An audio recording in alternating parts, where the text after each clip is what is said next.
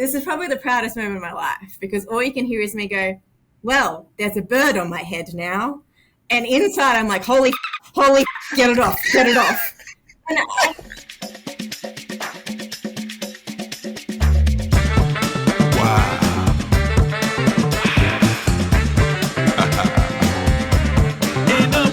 I'm an elephant, I'm a sexy duck. When I get in one, I'm a rhino, I'm a hornet toad.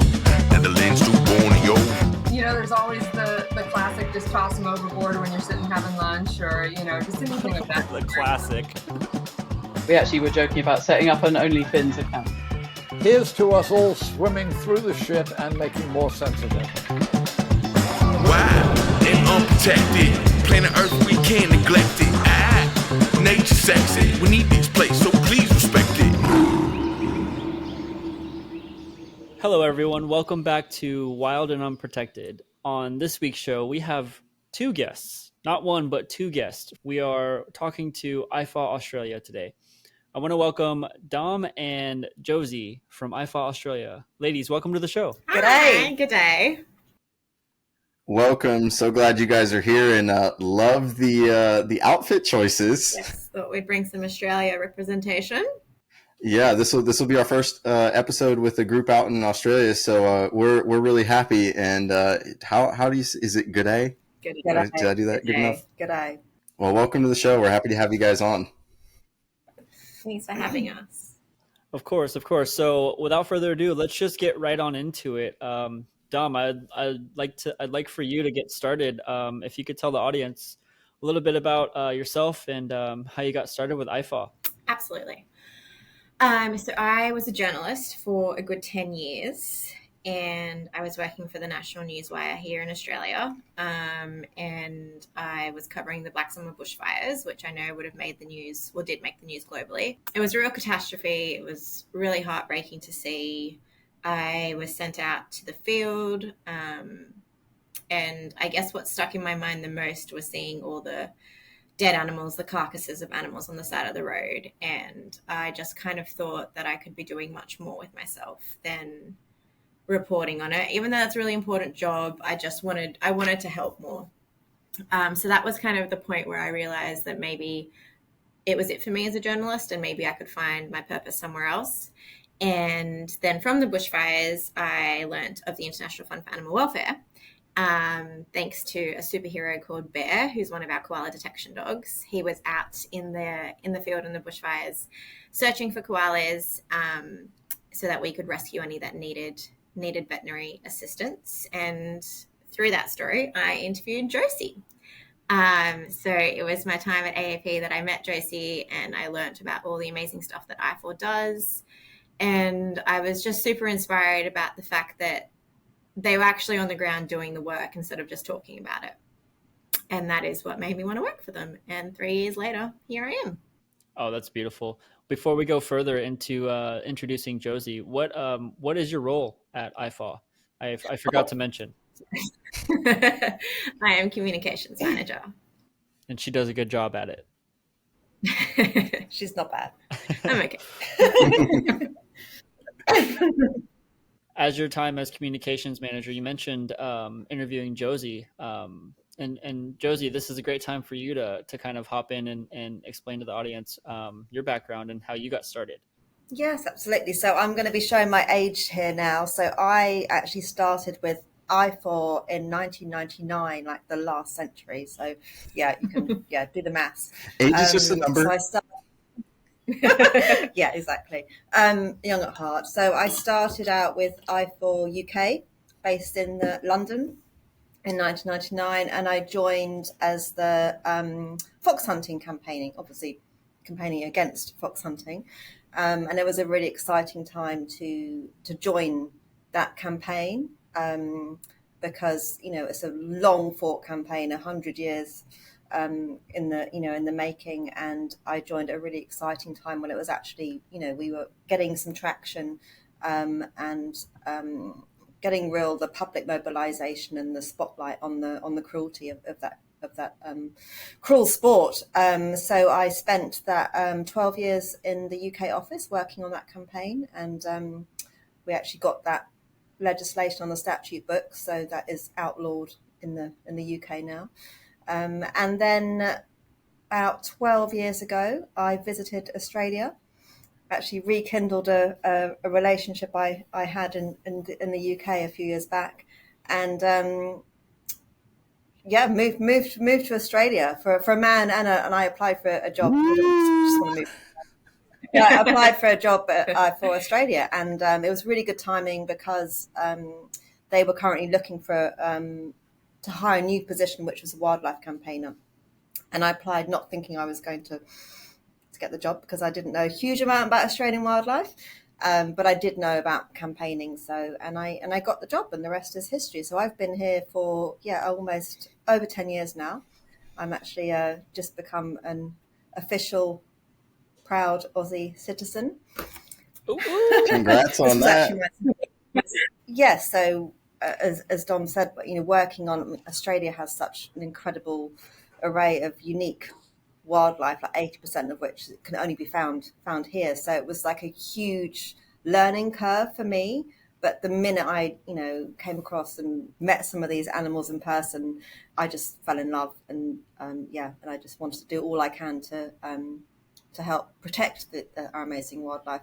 Koalas are the main one that we're working on, but there's so many species that are in trouble, and koalas are kind of the poster child, the flagship species, so to speak. So by saving them and their habitat, we're in turn saving so many other animals too. So and then we had the Black Summer bushfires that Dom, for instance, that's when I met Dom at the first instance, and she did an awesome job in telling our story. We were looking at how the koala population was impacted by the fires. Yeah.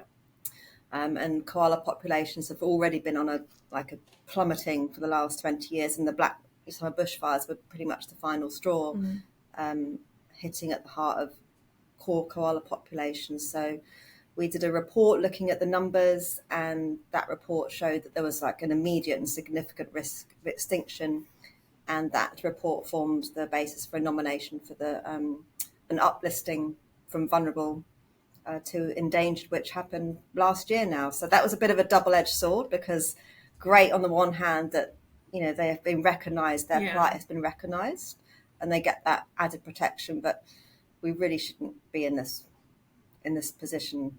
They've gone from vulnerable to endangered in the space of 10 years since I've been here, basically. And then if we carry on the way we're going, they're going to be critically endangered in the next 10 years. So so our job is trying to prevent that from happening, and our ultimate goal is to have them taken off the threatened species list altogether. Yeah, I have a question on them moving from vulnerable to endangered. Does that change have a bigger impact on monetary backing because they move from vulnerable to endangered? Do you guys get more money for conservation, for research on the species to see what can be done? Or is that just a label? Good one. A bit of both. So yes, there is more awareness, there is more attention, there is more government funding. It's just a matter of money.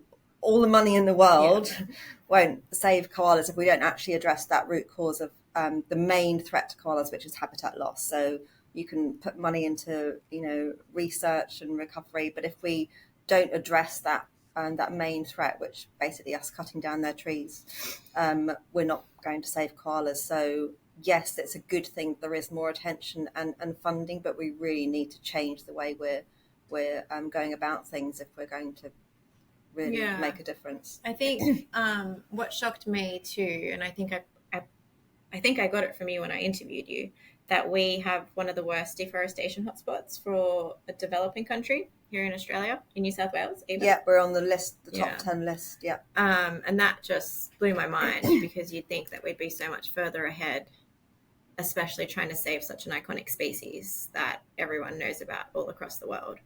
And there's not much you can do to help koalas except save where they live. And that is just so critical, and that's just not something that is happening. Yeah, we hold a few infamous titles as Australia. We've also got hold the dubious title of having the world's worst mammal extinction rate. So that's a very nice thing to. I just thought the worst title that you guys had was the world's scariest big ass spiders. We have those We as also well. have that, we yeah. have the most amount of animals that want to kill you Yes. as well. Yeah, we've got lots of titles down under. Hey, Koji, are you sure we want to go there? Oh, I'm going. With or without you, I'm going. To be fair, I've not really. I think I've only ever seen one dangerous snake in my entire life here, and one dangerous spider. So Yeah, That's fine. they avoid. yeah, humans, they don't go looking for you. generally. That's what they. That's They're trying to reel us in, so we go and step on a snake. Oh gosh, I'm gonna have to pull out a huge insurance policy so we're good to go on this trip, Koji. Oh, you're sensible, guys. I'm sure you'll be fine.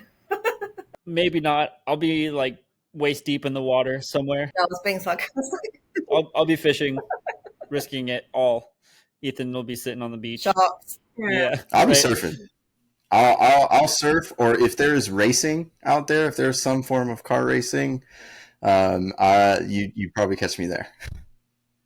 Okay. Yeah, that we is have beyond plenty my of that. Yeah. knowledge. This might not make the podcast, but I am actually a pretty big fan of a driver out in Australia, in I believe one of their pro series, Shane Van Gisbergen. I'm a big fan of him. No, but we have actually just been out to visit Formula One driver Mark Webber's property over here. Oh, that's pretty cool. Yeah. Yeah, so he lives on a property out here, and we recently took the detection dogs to look for koalas and found a koala on his property. Oh, so cool. it's a good connection there, but neither of us know much about. No, had no idea who he was when they told us. Honestly, it's sad. The first thing that came to my mind with detection dogs. You know, you live in the state when detection dog means drug detection dog. Ah, yes. Well, yeah. We have them too, just in our world. They always they're koala detection dogs. Yeah. But They, the good, they yeah. sniff out poo, not drugs. Yes. But the good thing about dogs, is that detection dogs, is that you can basically train them on any scent. Yeah. And they're like a library, and you can just put in any scent to them. So, yeah. Well, that's a great segue into reeling us back into the topic, and also bring koalas back to the forefront of the conversation. The sorry. detection dog. No, you're good. You're good. So these detection dogs, you said they are trained to scent, and of course most detection dogs are, if not all of them. If they're to search for koalas, they're looking for eucalyptus smelled poop, correct? Some are. So we partner with the University of Sunshine Coast Detection Dogs for Conservation Unit, and they have a team of dogs, and each one has a unique, different sort of skill, really. So some of them are trained to sniff out fresh koala poo, as you say, like the scent of eucalyptus. Some a bit older poo, and one very special dog called Bear, who you might have heard of. He has been specifically trained to detect live koalas, and that's by the scent of their fur. So the unit came to us about 8 years ago now, because they had the scat poo detection dogs, but they wanted to go a step further and see whether they could train a dog to detect live koalas, because that skill is incredibly useful in situations, in rescue situations, and proved itself to be incredibly useful in the bushfires, but it hadn't really been done before.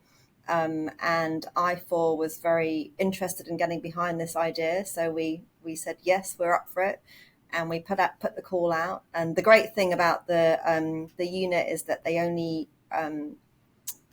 train rescue dogs. Yeah. So they're not breeding dogs specifically. They're actually rescuing dogs off death row, so to speak, to help wildlife. And often it's the dogs that make the worst pets that make the best detection dogs. So those kind of like high energy, OCD. really, but OCD, just want to play and work, and that's the same thing for them, really. So Bear came along, and he was living in a flat, and he was literally eating the flat, and and the owners just couldn't handle him. So they brought him along for testing, and the team tried him out, and within the first 5 minutes they were convinced that he was the one. He just went from strength to strength, and we took him out in the bushfires, after the bushfires, not really sure what was going to happen, and he ended up finding over 100 koalas in that time. So that was just an incredible feat.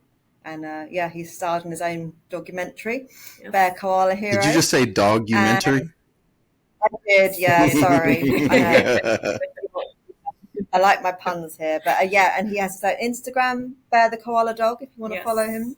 And so he's become a bit of a superstar in his own right. And Tom Hanks has tweeted about him. That's how awesome he is. I think Leo DiCaprio. I'm not. Yeah, Leo. Yeah. Here's a dog one. This is Bear.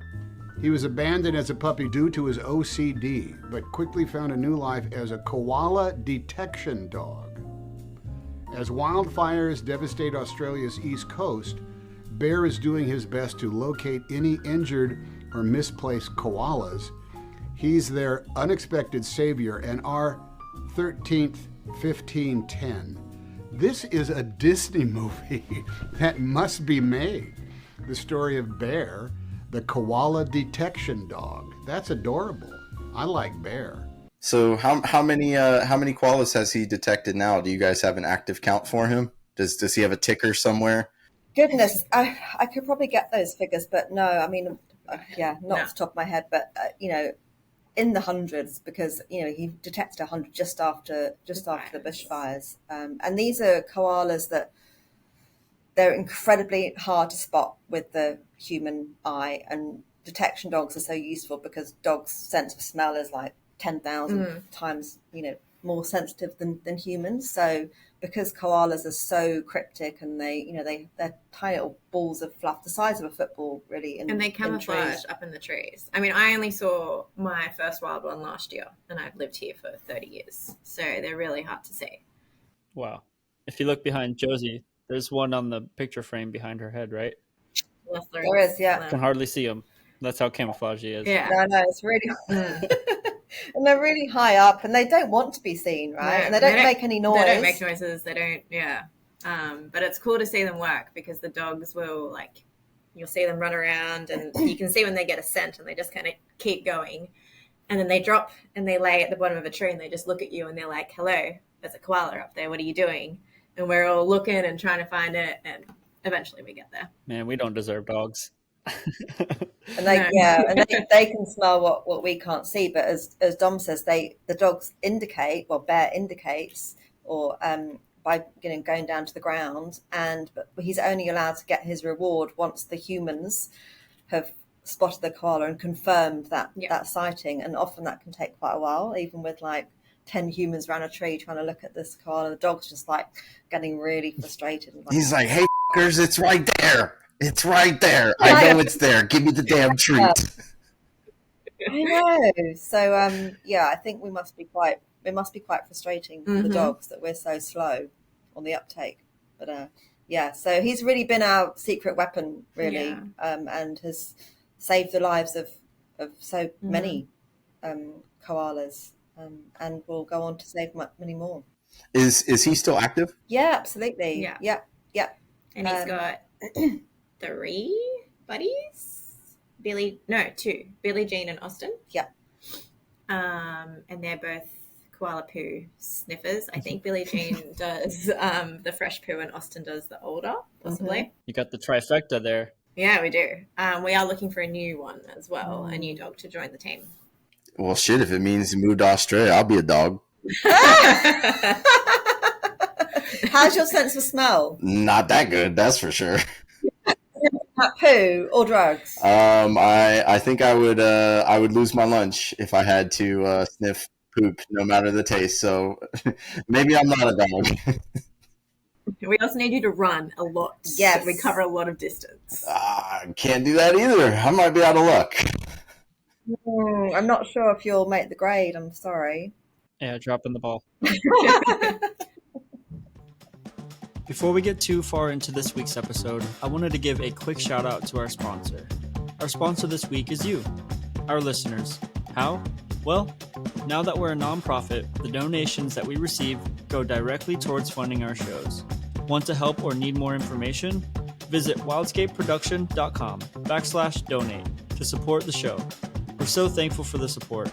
You make the show exactly what it is. Well, let's dive back into the koalas real quick, and really talk about why one, we've hit on their poop smelling like eucalyptus. Why is that? And dive more into the animals. Goodness, where to start with koalas? I learn something new every day about koalas. They're just such an incredible, cryptic and complex animal. Some unique things about them. They actually have their own unique individual fingerprints. I don't know if anyone knew that, but just like chimpanzees and humans, they're one of the only animals that actually have unique fingerprints, which is amazing about them. And they're not bears. No. I'd like to clarify that. Absolutely not. They're not drop. Although the drop bears are a completely different thing over here. So beware of those when you come over here. But they're not bears. They're marsupials, which means that, their young is born very undeveloped, and then they spend a lot of their early lives in the pouch. So they are marsupials. And they live on mainly a diet of eucalyptus leaves, which is very toxic. And contrary to popular opinion, they don't spend all their time sleeping. They're actually resting, trying to basically digest this incredibly toxic diet that they're on. And they poop a lot because they eat so much. They poop a lot. I think it's 100 a day, right? Yeah, or even more. A lot of poop. And the poo smells of eucalyptus. Because that's all they eat. So it's quite nice. Yeah, it smells nice. Yeah. It's the only poo that we've smelled that's nice. Yes, when you guys come out, we can take you and you can smell some. Well, I don't know if it's not going to work for him. It's not going to work for him. Unless you want another mess to clean up, I don't think I'll be sniffing any. I'll take the two of y'all's word for it, and I'll take Koji's word for it. No, seriously, it smells nice. There's nothing nasty about it. So they also get their primary source of hydration from eucalyptus, right? Yeah, absolutely. So the indigenous name for koala in Australia means sort of no drink. So they don't actually drink much water, although they have been more recently with all the heat and the fires, but they get their moisture through the leaves. Yep, moisture in the leaves mainly. One-stop shop. Yeah, exactly. But which is also a bit of a negative thing, because with climate change, they're one of the most vulnerable animals to climate change, because as the climate heats up the leaves, there's less moisture in the leaves, which means that they're really suffering and dehydrated. So they have to find other sources of moisture and nutrition. So that's a real concern. And then obviously the same can be said for fires. If they burn down the eucalyptus trees, that's not just burning down their homes, but it's their source of food, their source of water. And same with habitat loss because of development and whatnot. It's it makes it pretty grim. And habitat loss is kind of the primary issue that they're dealing with, right? Yeah. It's basically the root cause of what's putting them into so much trouble. And the more we cut down the more of their trees, the more stress they get, the more susceptible they become to chlamydia, which is another big thing that impacts koalas here. It's just kind of a revolving circle. And unless we address that and stop, it's simple. We just stop cutting down trees for our homes so that they can have homes. But there's a lot of policy and stuff to get through to make that happen. So otherwise you would see more koalas wandering into kitchens in people's homes and yards, correct? That does happen, yes. And it never used to. Not that I've noticed before, but I see it more and more now. And where I'm actually living at the moment, which is about an hour from Sydney, it is home to one of the last healthy populations, is that right? Yep. That is chlamydia free in New South Wales. So it's super important. And they weren't infected by the bushfires. So they're very important. But a massive development is coming through and has destroyed their homes. And you're seeing more and more in that area come into people's backyards, front yards. Then obviously they become more at risk of clashing with dogs and cats. And I just saw the other day when I was driving home, there was a sign on the road saying that just this year there's been over 20 koalas killed in that area from car hits, which doesn't seem like a lot, but it's huge given like every individual koala at this point matters. And that's just in one area. So yeah, it's a big one. So let's connect some dots here. You mentioned, climate change and their habitat.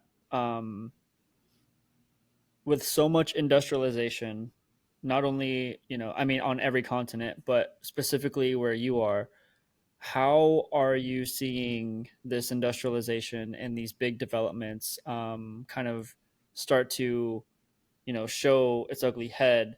And what are some of the battles, that you can kind of start to engage the community and spread awareness against some of these big developments, and just, like I said, spread awareness to the importance of this habitat for this species? That's a really good question and a big question. I'll give it to Josey. Unfortunately, koalas and humans are kind of battling for that real estate. We both want to live in the same place, that's sort of subtropical to coastal areas. So there is that real competition for real estate. But it's proven that, wildlife and humans can coexist and they can live together. It's just all about planning with wildlife in mind. So, at IFAW, we're not anti-development. We are pro-wildlife, but we're pro-coexistence, really. So I think you just need to take into account when you're making these plans of how it's going to impact wildlife and koalas. So building in, for instance, road crossings and underpasses so wildlife can actually have safe passage across the landscape, making sure there are green spaces and corridors. I mean, who doesn't like green spaces? We all need them. And in that way, if we do that sensitively, that means that we can actually live with koalas and wildlife on our doorstep, and that's going to be a huge plus. At the moment when Dom was talking about this development, that's something that IFAW is actively campaigning on, making sure there are safe corridors and wildlife crossings for animals to survive. So I don't think we're asking for much. No, it's not like we're saying one or the other. It's there are ways that we can work together and we can benefit both species. That needs to start to be considered in developments and government and at all levels of decision making. Otherwise, we're just going to see their habitat become increasingly fragmented and them living in these sort of like pockets and islands, and that means their genetic diversity is going to be limited and they don't have anywhere to move. And when they do want to move to another tree, they have to come down off the tree and travel and come into contact with humans and dogs and cars and all those things. So providing that connectivity, those sort of lifelines through the landscape so they can have that safe passage. That's the aim that we'd like to work. And I know that it's an issue, across the world with other different, wildlife, but Australia is definitely behind in that respect, particularly with the wildlife crossings. And we are on that top 10 list of deforestation hotspots, so we really need to get our shit together, basically. And our environmental laws aren't strong enough, and that's something else we're campaigning to make stronger, so that they're not working. Basically, they're not doing the job they were set out to do, which is protect the environment and wildlife. So we're calling for a complete overhaul of those environmental laws at the moment, because the way we're going, we're not going to have any wildlife left. The only place we're going to see koalas are in zoos, and who wants that? Yeah, and this is the first time they're being reviewed. Those laws are being reviewed in 20 years. So wow. It's huge. It's really like a once in a lifetime generation opportunity for us to have a say, and for just the general public to understand how important they are, and how important it is that we do change them and we do make it better for our wildlife and natural places, because if we don't, we might lose them. Well, let's talk about that for a second. It's not something we really had written down, but I feel like that's really a compelling thing to talk about. Is what does that look like when you go for an overhaul? I don't know if you guys know how long it might take, but is there, a timeline that you guys have kind of thought or, established of what it might look like to get the change that you guys are looking for? We're hoping that it's going to happen. It's been a long fought campaign, not by just IFAW, but of a number of groups, and we're part of an alliance called Places You Love, which basically is like, let's save the places we all love, otherwise we're going to lose them. So the piece of legislation that we're talking about that hasn't been working, it's called the Environmental Biodiversity and Protection Act, and we want to basically get rid of that because it's not doing the job it was designed to do, and replace that with legislation that really works. And that at the moment, that's a work in progress, and we're campaigning for that to be as strong as possible and really have that nature at its core and that nature positivity, and to have the resources behind it, because they can write legislation as much as they want, but they need to make sure that it's properly funded so that they actually have the people and the money to make it happen. Are you guys kind of working hand in hand with lawmakers on this, or is this a campaign that you're just pushing out in hopes that the legislation can change? Oh, look, it's happening. Yeah. It is happening. Government have listened. We've had quite a recent election, a new government. So there is that pledge to do something about it. We just want to make sure that it's going to go far enough, basically, and there's not going to be that compromise and nature loses out. Yeah, and the Places You Love Alliance that Josey mentioned, the thing that's really cool about it is that it's literally hundreds, I think, of environmental organizations across Australia. So it's literally all the groups that are trying to make this better have come together because we realize how important it is to try and, as like a combined force, make as much impact as we can. So between us all, there's some of us talking directly to government, and we're all collectively trying to raise public awareness about it so that we can make sure that this goes through and is as strong as possible. And the timeline has been delayed, like most things are with the government, but we're hoping at the end of the year we'll see a draft piece of legislation, and that can come through and hopefully be passed next year. Wow, that's a lot sooner than I thought it would be. I feel like if you want to breathe in the United States, or if you even want to take a step onto the beach in California, it takes 5 years for a 3,000-page bill to be written for no reason. So at least you guys are looking at the end of the year and maybe pushing the piece of legislation forward next year. That's awesome, and I'm sure with how desperate the situation is for especially the koala population, that's amazing to hear that it's at least moving forward. Yeah, hopefully it's as strong as we want it to be. That's a great segue. I want to kind of back it up a little bit. It seems like right now there's the perfect storm for koalas, whether it be climate change, deforestation, habitat loss, and just industrialization as a whole. One thing that you mentioned earlier, Dom, was the fact that chlamydia is prevalent between the koala species.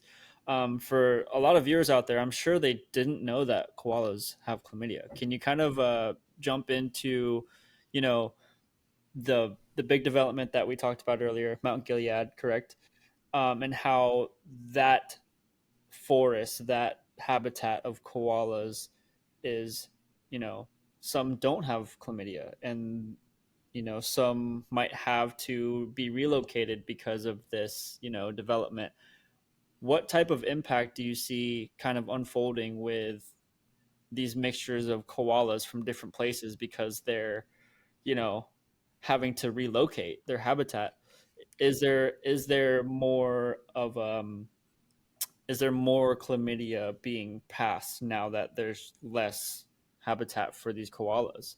And what does that look like for your organization? Yeah, that's a big one. I know that where Mount Gilead is and that healthy koala population, they're having to move further down.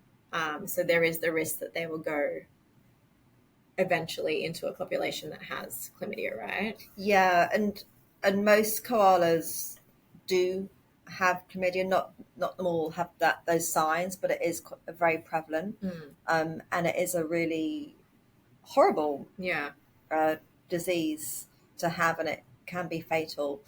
And it's a lot like most disease in anyone. It's linked to stress. And previous research that IFAW has commissioned that shows that land clearing is like the biggest cause of stress in koalas, and that stress is linked to disease. So it's this like death by 1,000 cuts kind of thing. It's like they've got everything against them, and chlamydia is just a bit of the the added horrible disease for them to have to go through.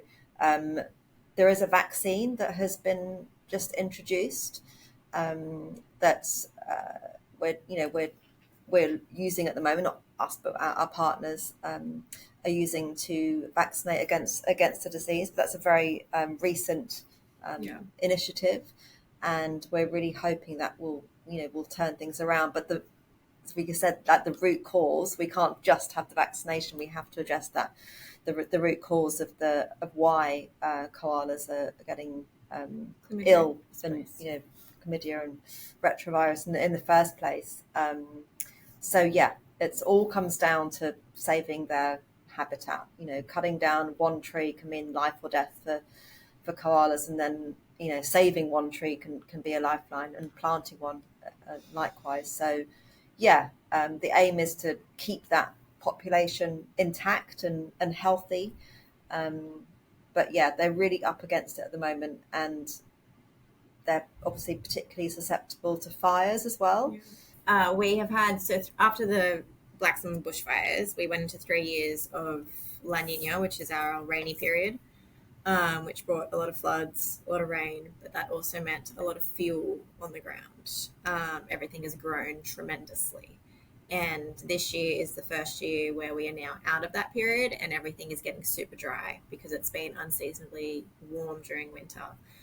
So every day I feel like we are getting media warnings about it's going to be a bad bushfire season, prepare, all that again. I don't think it's going to be as bad as as catastrophic as the Black Summer, but there's definitely, it's going to be the worst one we've had since then. And any kind of fire is a risk at this point to our wildlife, especially koalas, given we lost so many in the Black Summers, and then they've had 3 years of torrential floods, and now we're going basically back-to-back disasters, and it's just not giving any animal enough time to recover, or the habitat either. So that's a real concern, and is something that we've been focusing on a lot with our disaster preparedness work. So we have been reaching out to koala hospitals, rescue groups, other wildlife rescue groups across the country to just make sure they've got plans, because a lot of the issues last time, well, not issues, but because we weren't expecting such a catastrophic season, a lot of people weren't prepared. And so people that have wildlife carers that have koalas or kangaroos or wombats in care, they didn't know what to do. And you can't just put a kangaroo in your ute like you would a dog to evacuate. It's a whole logistical thing that you've got to work out. So we've been working with them to get those plans in place so that should it happen again, they can evacuate early and they're prepared and they know what to do. That's awesome. Working with state and local government, and the rescue teams that are out there, now having gone through it, being able to build a plan hopefully will bring great prevention to loss of life going forward. Yeah, that's the hope. Yeah, and that was one of the only real silver linings that came out of that those bushfires, because there was that international spotlight on Australia and our wildlife, and we definitely learned, it blindsided us all, and we've learned a lot. And there has been, government have actually finally been building, wildlife preparedness into their planning. But a lot of communities and wildlife have only just started to recover from the last fires. And then they were hit by floods. So it's just been this like a cumulative Relentless. Relentless, really. So we're sort of bracing ourselves for this. As Dom says, I really hope it's not going to be as bad as some predict, but the more prepared everyone can be, the easier it will be, because we can't just focus all our efforts on response. We have to have those plans in place. Mm-hmm. Yeah, and that's a great point. To be prepared and have that action plan for, a disaster that might be just right around the corner. And that's something that we've been seeing for a lot of our land-based episodes that we've had, is the recurring theme of rescue, rehab, and release. To be able to respond, like you said, to a situation and rescue, koalas, and then to bring them in logistically to wherever you keep them and rehab them. And the plan and aim is to, release them healthily back into a healthy environment, healthy habitat. I'm sure that process is not just, cut and dry, black and white. There's so much gray area that you must, trek through to get that successfully done. It's a great way for us to move kind of into the next topic of your current projects. And something that we took note of in our discovery call was the Two Thumbs Sanctuary. Can you kind of jump into, what that entails? Yeah, sure. So Two Thumbs Wildlife Sanctuary is a sanctuary which is near Canberra, our capital city, so in the Snowy Mountains district. So almost 4 years ago, on January the 23rd to be precise, that sanctuary was burnt to the ground. James Fitzgerald, the owner of that sanctuary, had, the fires had been raging for weeks around that. He's actually a volunteer firefighter himself, and he had evacuated his house and his animals and was basically been given the all clear and moved back to his house, and was on the day of the fire was actually out taking a koala to the vet. And sadly, the winds changed and that fire raged towards his sanctuary, and it happened so quickly that it destroyed his house, his whole sanctuary, and all the the rehab facilities that he had there and the animals in them. So just like totally unthinkable. And in a double tragedy, we had a firefighter, a water tanker airplane that crashed on a neighbouring property while trying to, dropping fire retardant on that property, killing all 3 US firefighters in that. So there was this like tragedy upon tragedy that has impacted that sanctuary. And James is trying to rebuild and to make that sacrifice mean something. And IFAW is helping him to do that. Just after the fires, we deployed Bear to go down and help look for koalas, because just some sign of life or some glimmer of hope that we wanted to bring to James. And Bear helped find about 15 koalas, a lot of which were, who were brought into care, into rehab, given that vet treatment. In one in particular was one koala called Jessie and Amelia, a mum and Joey, that were rescued. And it was really touch and go because they were in such bad condition. And while she was in care, she's actually found out she was pregnant with another Joey. So in reality, Bear saved those three koalas that were able to be released back into the wild. James also named 3 of those rescue koalas after the firefighters who died as well. So that's coming up to the 4th anniversary in January, and we've been helping really get that sanctuary back to its former glory. We did that initial rescue phase and the rehabilitation and the release, and now we're working on recovery. There were thousands of trees destroyed, and a lot of hollow dwelling animals were left homeless, and as you probably know, hollows, natural hollows in trees take 100 up to 200 years to form, and wildlife can't wait that long. So we've been working with a group called Habitat Innovation and Management here that have designed these innovative nest boxes, and they mimic natural hollows in trees. So there are lots of nest boxes on the market, mainly made of timber, but these are actually built to be much longer lasting and durable. They can last, over 50 years and be heat resistant and mimic natural hollows, so they're warmer in winter and cooler in summer, and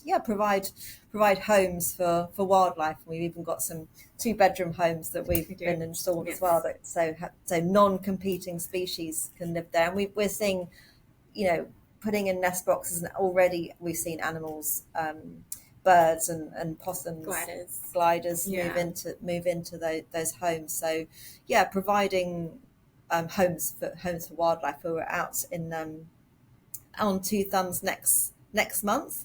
We'll be working on the ground, literally, by installing these revolutionary new quoll dens, so marsupial dens for sort of ground dwelling animals, because not only were the trees destroyed, but the ground was obliterated too. So we're going to be installing 20 of those, and also some raptor nesting platforms that would have been would have vanished during the fires as well, and planting trees. Yes, it's all about giving, I guess, nature that helping hand to bounce back, so that it can bounce back a bit quicker, and wildlife can start returning, and have more of a suitable environment to thrive in, hopefully. And I've only been there, I think, 3 times, and I wasn't there directly after the fires, but just in the times that I've been, every time I've gone, it's greener, it's louder, so you can hear more birds, you can hear more insects, so you can hear wildlife starting to return, which is really promising. So is this just like an open sanctuary, where there's a lack of buildings, or is it a sanctuary that's kind of combination of open greenery areas with rehabilitation centers, or what is this place like? It's mainly bush. It's mini bush, and obviously there were buildings on that before the fires. James actually had his house there and some rehab facilities. So the first thing he did was rebuild the rehab facilities. He's moved into a shipping container, and he's built these state-of-the-art rehab facilities so he could help the koalas. And that's just sums James up, actually, just putting it's incredible, putting wildlife first. That was the first thing he wanted to do, rather than rebuild his own house. He actually camped out in the bush for weeks after that, and the first structures that were put up were the koala and wildlife rehab structures. So that just says a lot about who he is as a person, just completely selfless, so dedicated to protecting their wildlife and finding homes for them. So so we just wanted to do a little bit to help him do that, and to get him back on track. And he has big plans to bring that sanctuary back to life, because it was an intact piece of land that provided such an important habitat for so many species, that we have to do all we can to bring that back from the brink. That's badass. James, if you end up listening to this, we appreciate you. That is amazing. I couldn't imagine losing everything and in the subsequent weeks camping and putting the wildlife first priority wise. That's incredible. You're a badass if you're listening. Yes. Well, that's incredible. I think, it's examples like that, like the pioneers that, create that lane of selflessness, in terms of, like you said, helping wildlife and giving these koalas, and not only koalas, but every, natural living, species to that area, a helping hand to rebuild. I like how you said the 2-bedroom, a 2-bedroom. We brainstormed that a lot when we were there. We're like, how do we explain this to normal people? It's like a 2-bedroom apartment, co-living. It's so catchy though, because that 2-bedroom talk is like, well, for this price, not only can koalas live here. Exactly. So we actually designed a bit of a real estate advert, trying to encourage, The media gliders just pick and it up. media to pick it up. But Oh man, we're gonna have to demonstrate. link that. I need to see that. We can send it to you. Well, that's amazing. It sounds like, there's so much to focus on and so much at your fingertips that's just right there, despite how much turmoil and disasters happen, because we don't see a lot here in the States in terms of media exposure, of what is going on, where you are. So to hear it firsthand and to see your experiences and to hear your stories is, it helps me as a viewer and an audience member as well gain some insight on what you do day in and day out and what you fight to protect, which is a great point to move into our favorite part of the show and, kind of tell the audience and lift the mood a little bit, although it's been a pretty high mood so far. Is there any wild stories that you may or may not have told the public, that you would want to share with the audience? And you could take these separately or together. However you want to do You wanna it. go first? We both have our own Okay. stories. They're both very different. Okay, let's do it. Yeah, I'll go. I'm not sure how wild it is, but Do you want a drum roll? drum roll, please. Yes. As you can see, I kind of like dressing up as animals. Sure, let's go with that. Perfect intro. And back in the UK, when I was working on the fox hunting campaign, we had these awesome costumes. They're actually designed. Do you know Spitting Image, the UK political satire show, when they made those amazing puppets? No, I've never heard of that. You'll have to fill us in on that. The guy who designed these costumes. I will send you a photo so you can demonstrate to them what it looks like. But this is awesome fox costume, and I spent a lot of time in that fox costume because I love dressing up as a fox. And we also had a stag and a hare and a hare costume too. So it was during the premiere of Fantastic Mr. Fox. Remember when that came out? I can't remember what year it was now, but George Clooney coming to London, premiere. So I thought, oh, what a perfect opportunity for me to don my fox costume. And I had this like big butt and a fluffy tail and just really super cute. And I had a little placard called saying "Kiss Me George" on it. And so we hang out by the premiere where this was happening. And suddenly we noticed that the security kind of like clocked us and were like, what's going on here? Thinking that I was some crazy. I'm obviously not, and they actually changed. That was me hoping I would get, a kiss from George. And they actually changed his route to avoid me. I don't know why. Yeah, why would they do that? Why would they do that? Why would George want to avoid a fox with a big butt? I know, right? And so we completely missed our meeting, and one of those sliding doors moments. And so I was very dejected. But my consolation prize was Peter Andre. At the end of the night, I spoke to him, and I'm not sure whether you guys know who he is, but he's not George Clooney. That's he did give me a stroke on the nose, so yeah. He pet the fox. You got petted. No, you can Google him. Oh my goodness. We'll just say that it was George's security that made the choice for the reroute, not George himself. It wasn't Exactly. George. No, George. I could tell. No idea. By looking at him, he wanted to come and see me. I could tell. But it wasn't his. We're going to tag George Clooney in these social clips. That's a great story. I know Dom's ready.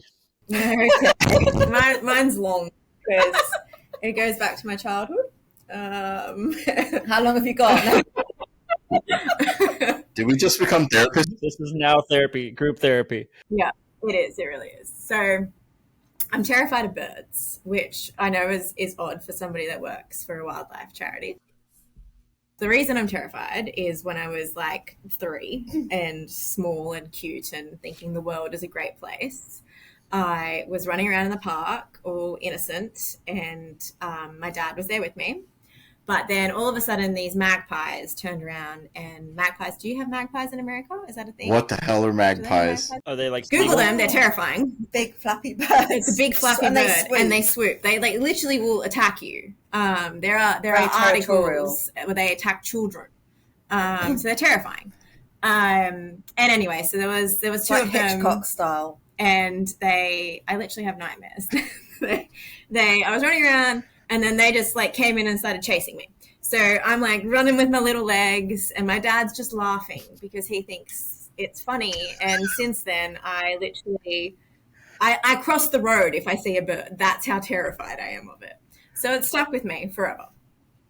And then 2 years into my job here, our social team said we want to do our first ever global TikTok live. And we want you to do it at a wildlife sanctuary that we partner with in Tasmania called Bonorong. And I was like, absolutely, I can do this. It'll be fun. Never done a TikTok live before in my life, but I was like, what could go wrong? So I go down. It's great. We're having a great time. I get a text message saying the vice president of comms is watching, so make sure you don't stuff up. And I was like, all right, no pressure. I've got this. So there I am. It's freezing because Tassie is cold. So my hands are like shaking, but we start, we go see some cute kangaroos. We see some cute wombats. Then they take me into a bird aviary. And I'm like, okay, stay calm. Maybe the birds won't notice you. And at this point, there's like 500,000 people watching the bloody TikTok live. So I can't do anything. I can't say anything. I can't swear. My VP of comms is watching. I can't do anything. So I'm just like, just be calm, Dom. Maybe they won't sense your fear. So I'm there. I'm filming. And then this massive freaking cockatoo lands on my fucking head. And I... Oh God. Use her head as a perch. And all you can hear, this is probably the proudest moment of my life, because all you can hear is me go, well, there's a bird on my head now. And inside I'm like, holy, get it off. And no, she did incredibly. Yeah. You would not know. I knew watching how terrified she would be inside, but to the new observer, no one would have known. She did amazing. I nailed it. It hasn't overcome my fear. I'm still terrified. So she's our official bird reporter. I know, I ran out right afterwards. So did the VP of comms comment to you? She said it was incredible and I did a great job. And I was like, well, I better have, because I nearly died because it was on my head. I can't keep it together. I'm sorry. And then the head keeper found out I was scared. And after the video, he was like, I'm so sorry. I had no idea. And I'm like, it's fine. It's happened. I dealt with it. But I would never do it again. That's the prank against you now. When we come to Australia, we'll know how to prank you. I'm gonna show up in a big bird outfit. I'll be Big Bird. We'll go to parties and we'll find George Clooney. We'll find George Clooney. A special place to go. I was not expecting that story, Dom. That's it. That's a good. I mean, both stories amazing. This is why we do the show. We want to know these things. I'm glad I could do that. I'm glad I'm over the trauma enough that I can say. I feel so bad that I'm laughing at your trauma. Yeah. What a therapy? So many people did, so it's fine. So, what a therapist say? So Dom, let's unpack that. Yeah. Let's talk about that. Why did you feel that way? I don't know, because there was a massive animal on my head that flaps its wings. Because I was chased as a child and my dad thought it was fucking funny. I blame my dad. Dad, if you're listening, this is your fault. Yeah, I blame him. I'm grateful that you were able to set the context for us from the 3-year-old childhood story all the way up into 2 years of your career at IFAW. Yeah, it's been a lifelong thing for me. Without the context, we'd be like, okay, great. So a bird landed on your head and you were scared of it. But yeah, 500,000 people saw that. Psh, oh yeah. Well, let's tie some trauma to it. Now it's a damn story. Oh man, that was a good one. Holy shit. I'm still wiping tears. You're welcome. Yeah, so thank you at the expense of Dom. We've got some good laughs. I'm glad it's of use to other people. Now I want to name the episode "Holy Fucking Fuck." Yep. That's what our TikTok should have been called instead of "Wake Up with Bonnarong." Holy fucking fuck! Oh shit! For fuck's sake, yeah. Oh, we could do that for fuck's sake. For fuck's sake, that might be it there. The episode name is "For Fuck's Sake," but we're talking about koalas and birds. Yeah. Don't get confused. Yeah, you don't want to talk about foxes in Australia. No. It's a whole different ball game. Foxes in Australia, because the Brits brought foxes over here to hunt, because that's what some Brits like doing, and so now they've created a massive problem here for the wildlife, because they're not native. So again, humans have buggered things up again by introducing animals where they shouldn't be. So it's not the fox's fault. It's the humans' fault, but it has caused a massive issue here. So which took me a bit of a while to get my head around, because I love foxes, and in the UK they're native, so most people love them, apart from those ones who want to hunt them. It's incredible how decisions like that can make such long-term impact. I mean, you think about it, it's just one person who is like, damn, I really want some foxes in Australia. And then out of a sudden, now you have a population problem that's affecting different species. Yeah, I think that running theme happens here too in Florida. There's been anacondas released, all different types of animals that should not People be here. keeping wildlife as pets that they shouldn't be where they are. And same with tigers. There are more tigers in captivity in Texas alone, in Florida alone, than there are in the wild. Yeah. And that's another issue that IFAW works on, and that could be another podcast episode. Yes. I won't lie. I will be completely transparent here, and I'll take all the hate that's well deserved. No, I never bought a. Where the fuck would I put a tiger? Where's he gonna put a tiger? I did at one point pitch the idea of wanting to own a kangaroo at some point. I love animals. I love all types of animals. I would love, to be able to take care of different types of animals. And I won't lie, I did pitch that at one point. And I went so far as to look at the state rules in the United States of what you can and can't own without a permit, just to see. And I promise that's where the story is going. And the U.S. does have states that don't have permitting rules for exotic wild animals, such as, koalas, tigers, things like that. There are states. Now, California, where I'm at, they have a rule for fucking everything. So you're definitely not going to own a kangaroo in California. But there are other states, I think Nevada might be one of them. I could be completely off base on that. It's been probably 4 or 5 years since I looked it up, so I'm sure the rules have changed. But there are states that do allow for that. And I do know some of it is used, for personal recreation. Some people just got too much damn money. If they want to go own a tiger, they're going to, charter a team, get a shipping container, and ship whatever animal back over.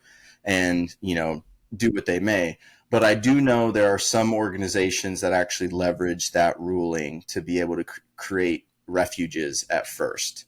So I think that's why there's kind of internal back and forth about, the rules, because you can't really start, a wildlife refuge without having the wildlife there. And I know that there are some organizations that have used that kind of as a springboard. So I know that there are, activists on both sides of that coin of like, this shouldn't be a thing, and it shouldn't. The animal's not in its proper climate, not in its proper habitat, and some people just throw it in a backyard, and that's not right. But there are people who are using it for good purposes. So to tie it back into kind of the legislation thing we were talking about earlier, I think providing avenues for organizations that are doing the right thing with maybe the wrong rules is an important piece to pushing the legislation forward, kind of for you guys, is making sure that, the groups like yourself and is it save the places or save my places or something like that you guys said? Places you love. Places we love. Love. Allowing for organizations like that to take existing legislative rules and move forward in the correct ways. So we're really hoping that a show like this can help you guys move with that and get to the point where koalas are no longer endangered anymore. The ticker's going back the other way, but still send the money though. That's our hope. Yeah, that's our dream. Yeah, absolutely. Right. Perfect way for us to kind of get into the wrap of the show. What's a good way for the audience members to connect with IFAW Australia, whether it be social media, to volunteer? What's a good way for them to reach out? To donate? We will take donations. Yeah. So our website is ifaw.org. We are on TikTok. We are on Instagram and Facebook and Twitter, which is now X, and we're also on Threads now. We're on all of them. So give us a follow, give us a like, and you can see all the cool stuff we get up to. And give them $1. And head over. Yep, that's what you can do on the website. That helps. Mm-hmm. And also check out Bear's Instagram, Bear the koala dog. And keep up with him. If you are interested in learning more about those laws we spoke about, they're on our website under the Take Action or Get Involved part. And there's a petition on there. It'd be great if you guys could sign. Yeah, we'll share all those profiles for you guys and make sure that our audience has access to you guys. And we're looking forward to people connecting and learning more about your superhero bear, your legislative movements, and the incredible interest that I'm sure there's going to be in dressing up as animals. What have I started? There's going to be some dude in the comment who's like, I am waiting to see this fox. Yeah, I know.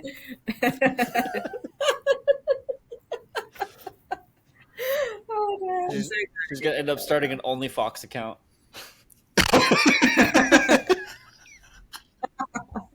Foxes with big butts. Oh my god. Well, stop there now, probably. Well, it was great.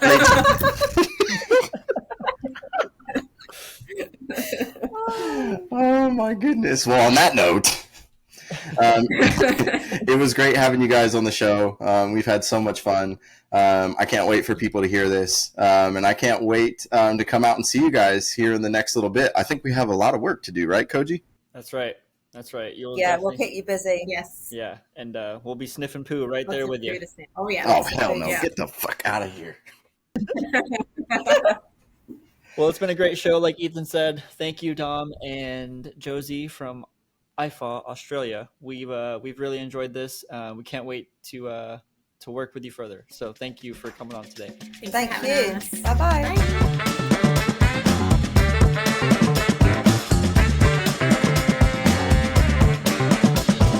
Thank you for tuning in to this episode of the Wild and Unprotected podcast, brought to you by Wildscape Productions. Follow us on social media at Wildscape Productions. For more information on our documentary series, Shoreline Stories, visit wildscapeproduction.com. Stay tuned for our future episodes, as we have so much more in store for Wild and Unprotected.